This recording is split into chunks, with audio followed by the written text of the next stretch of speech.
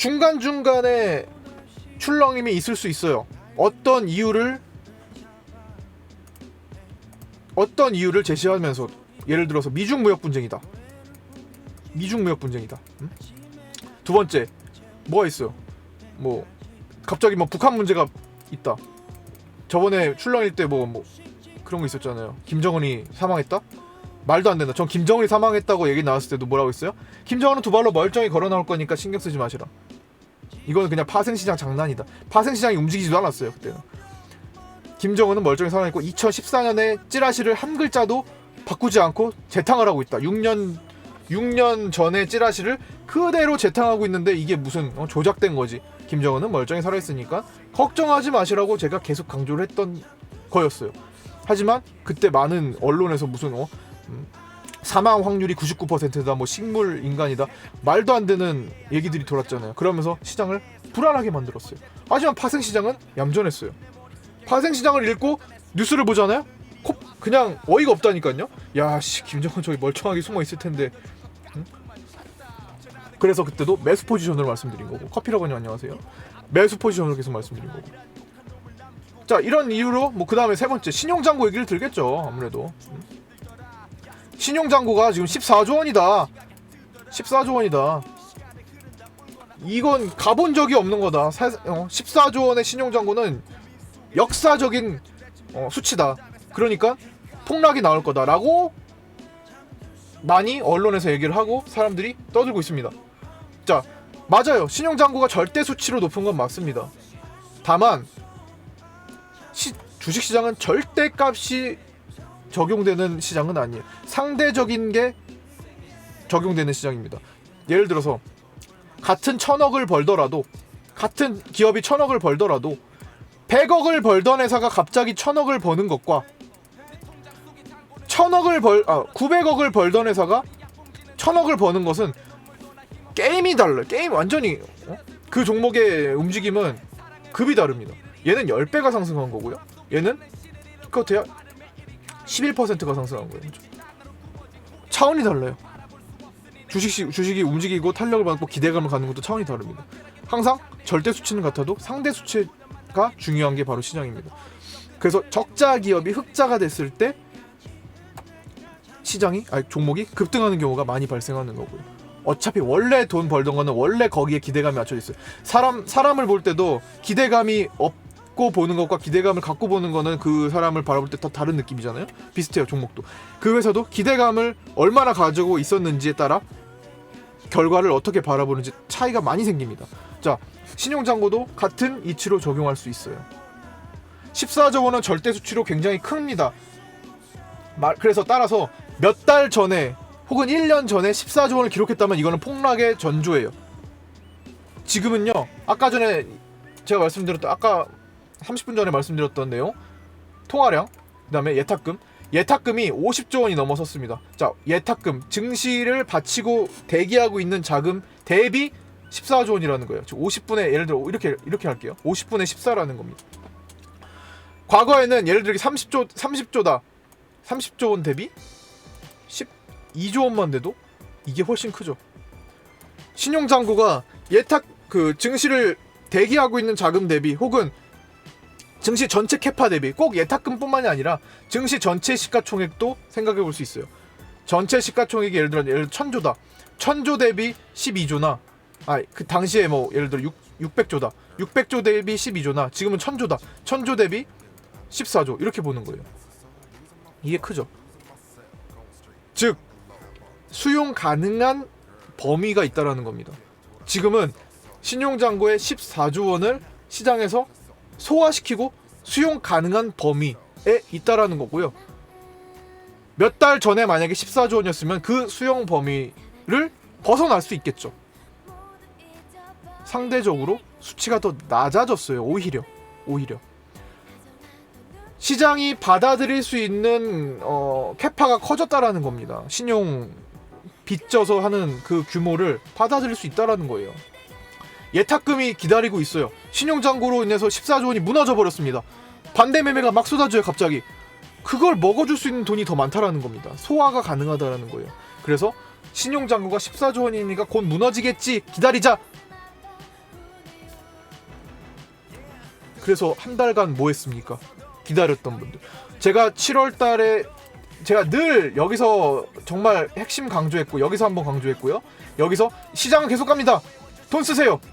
오늘이 그날입니다. 시장, 기회입니다. 돈 쓰세요. 자, 시장 계속 갈 겁니다. 돈 쓰세요. 더블 딥 없습니다. 자, 시장 계속 갈 겁니다. 아이고, 김정은 뭐 나왔어요? 걱정 마세요. 김정은 안 죽었습니다. 김정은 멀쩡히 살아있어요. 이거는 페이크고 찌라시 옛날 거 6년 전 그대로 토시 하나 안 바꾸고 썼어요. 살아있습니다. 파생시장 움직이지도 않아요. 파생시장 원래 가던 길 계속 갑니다. 파생시장 외국인들이 장기 상승을 계속 취하고 있네요. 돌파했네요. 새로운 시장입니다. 돈 쓰셔야 됩니다. 자, 7%가 떨어졌으나 바로 다음날 커버가 돼요. 돈 쓰셔야 됩니다. 그 다음에 마지막 7월 1일 야간 특강을 하면서 밤에 이날 특강했죠. 7월 1일에 자, 시장은 계속 갑니다. 그러고 나서 지금 한 달 넘게 지나왔잖아요. 그런데 신용잔고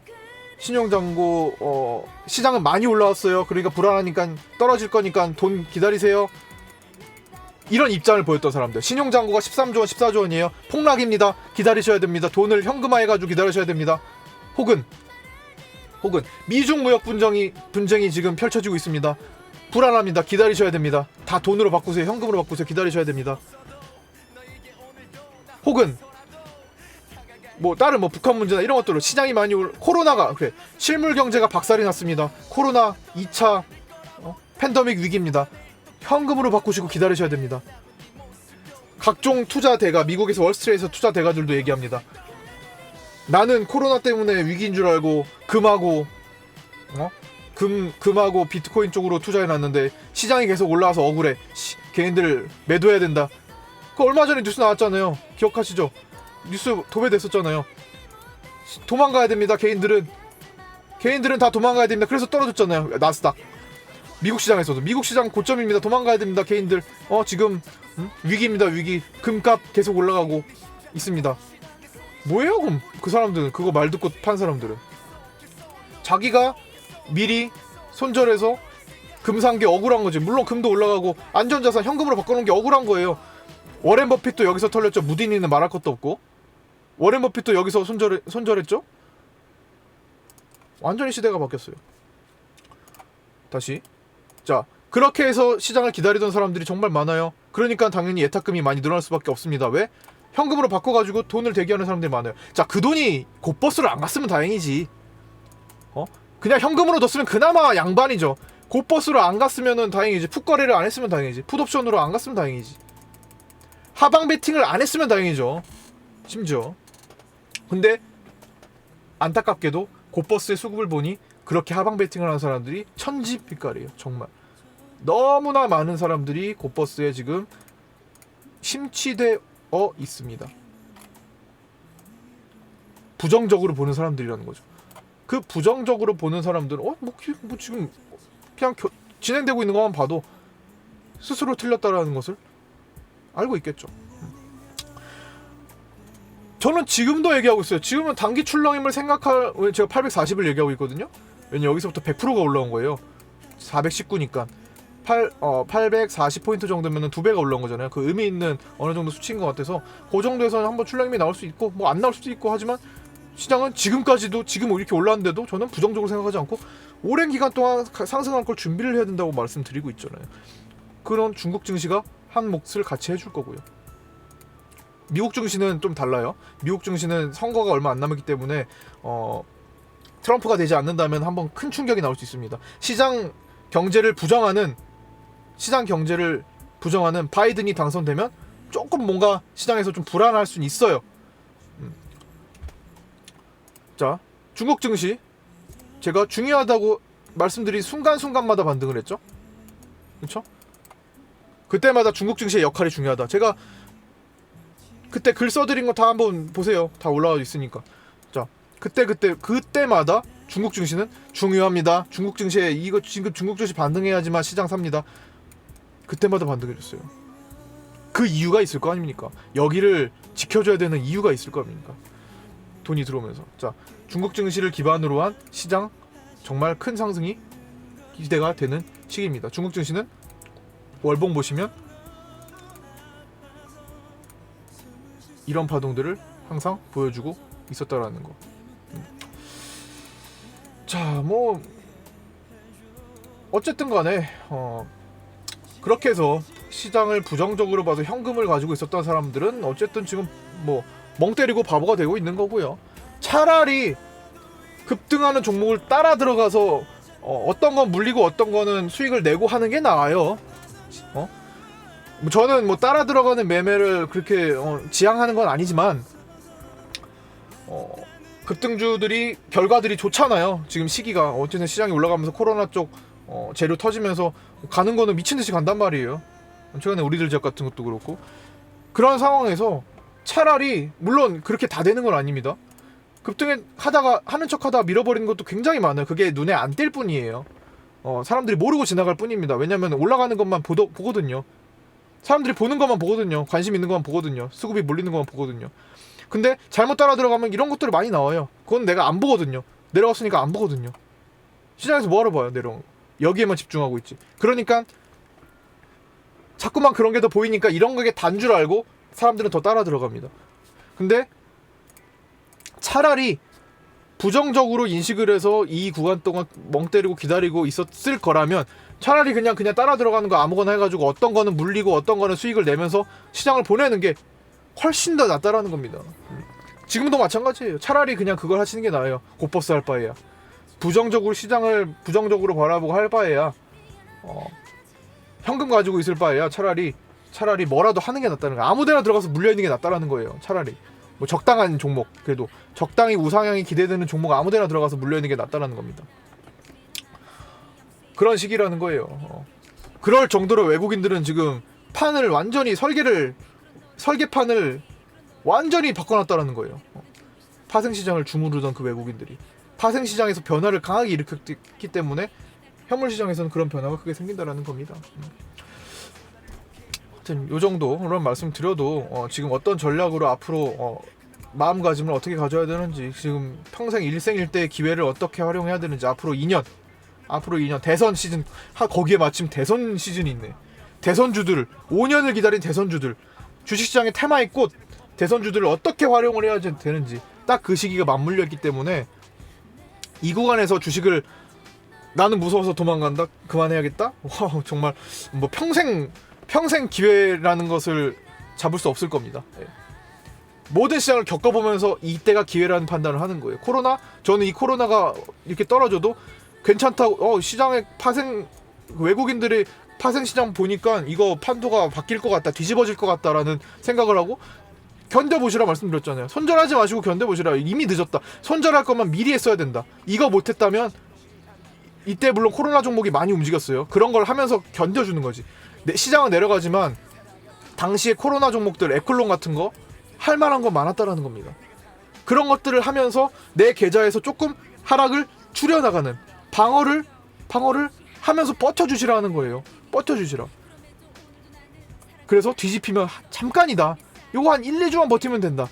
그 뒤부터는 새로운 신세가 펼칠 수 있으니까 견뎌달라고 계속 강조를 해드렸던 거죠. 왜? 외국인들은 지금 여기서 매도를 계획하고 있지가 않아요. 폭삭 주저하는 걸 계획하고 있지가 않아요.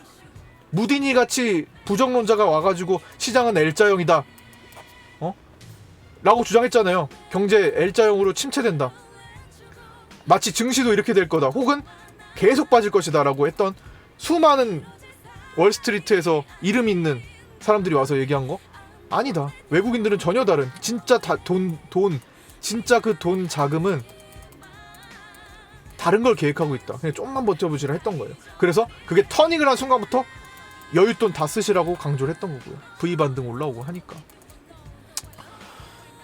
시장을 알고 해야 됩니다. 지금 이렇게 올라와서 늦은 거 아니에요? 아니요, 늦지 않았습니다. 지금은 흐름이 오히려 더 좋아요. 하지만 그걸 모르고 들어오는 투자자들이 많기 때문에 항상 그들을 털어내는 구간은 존재합니다.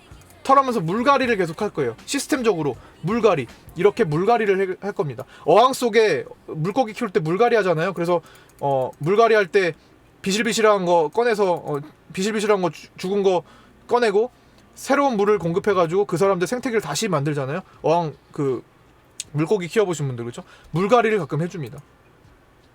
동물들도 털갈이 하듯 계속 갈아줘야 돼요. 새로운 걸로 계속 숨을 튀어넣어야 됩니다. 그런 투자자 교체들을 손바뀜을 많이 보일 거예요, 앞으로도. 하지만 그럴 때마다 기회로 활용할 수 있는 시기가 될 거라는 겁니다. 자, 이런 걸 알고 하시는 게 일단 좋아요. 일단은 시장을 단순히 그냥 이 경제와 주식시장을 구분을 해주세요. 이거는 절대로 완전히 같을 수가 없는 얘기입니다. 속도감도 다른데 경제 상황과 주식시장을 자꾸만 혼동하지 마세요. 이게 지금 주식을 막 시작하신 분들이 주로 이게 구분이 안 돼요. 경제가 안 좋으면 주식도 안 좋을 거야. 경제가 좋으면 주식 좋을 거야. 이거는 너무나 1차원적인 논리예요. 이거는 주식을 많이 경험하지 않으신 분들이 주로 하는 생각입니다. 경제 이퀄 주식 절대로 아니에요. 네, 절대로 아닙니다. 항상 기대감이 붙는 선반영이 돼서 주식이고, 돈이 움직이는 게 주식이기 때문에 아무런 상관이 없을 수가 있어요. 호재가 나도 돈이 들어오지 않으면 안 올라가고요. 악재가 나도 돈이 안 빠지면 안 내려갑니다. 그게 바로 주식이에요. 주식시장이에요. 그래서 시장이 움직일 때 어떤 원리를 파악하고 어떤 것부터 살펴봐야 되는지를 알고 하시라는 겁니다. 주식시장보다 더 큰 파생시장이 정말 중요한 이유기도 하고요. 그래서 뭐 오늘 어떻게 하다 보니까 또 계획이 없는, 특별하게 큰 계획이 없는 또 내용을 또 말씀드리게 됐는데, 질문을 통해서 또 이렇게 쭉 아프리카 TV가 질문 소통 하다 보면 또 이렇게 될 수 있어요. 어차피 소통하는 거니까. 하여튼 뭐 하다 보니까 시간이 1시간 지난 것 같아요. 근데 그렇습니다. 그래서 앞으로도 계획을 잘 짜서 하시면 지금까지 뭐 힘들었던 분 다 만회할 수 있는 시기예요. 이때 만회하지 어떻게. 이때 건전한 매매를 하면서 만회하는 거예요. 주식시장에 계속 붙어있다 보면 언제든 기회가 옵니다. 지금 기회가 왔어요. 기회가 와요. 기회가 진행되고 있죠. 5개월째 진행되고 있는 거예요. 앞으로 2-3년 더 진행될 수 있어요. 적어도 저랑 함께 하시는 분들은 제가 그 기회를 제대로 살려드릴 거고, 무리하지 않을 거예요. 대신에 지금 막 사면상 가는 거 막 미친듯이 가는 거 있어요. 안타까워요. 그거를 많이 못 타서 안타까워요. 하지만 이겨내야죠. 그거 하다가 어차피 반납할 바에야 안정성도 생각해서 지키는 매매 해야 돼. 롱런하는 매매를 준비하는 게 훨씬 낫다라는 겁니다. 잠깐 한 달 반짝 벌고 다 잃어버리는 그런 매매가 아니라 2-3년 동안 차곡차곡 쌓을 수 있는 매매를 지금은 하는 게 유리하다고 생각하는 거예요. 개인 투자자, 직장인들 입장에서는 섞어서 해야겠지만, 직장인이 아닌 경우는 섞어야겠지만, 어차피 한 달 벌고 사이버머니처럼 날릴 거 그거 뭐하러 합니까? 그렇게 하지 마. 그렇게 그 습관을 버릴 수 있도록 또 지금 계속 교육해드리고 있어요, 사실.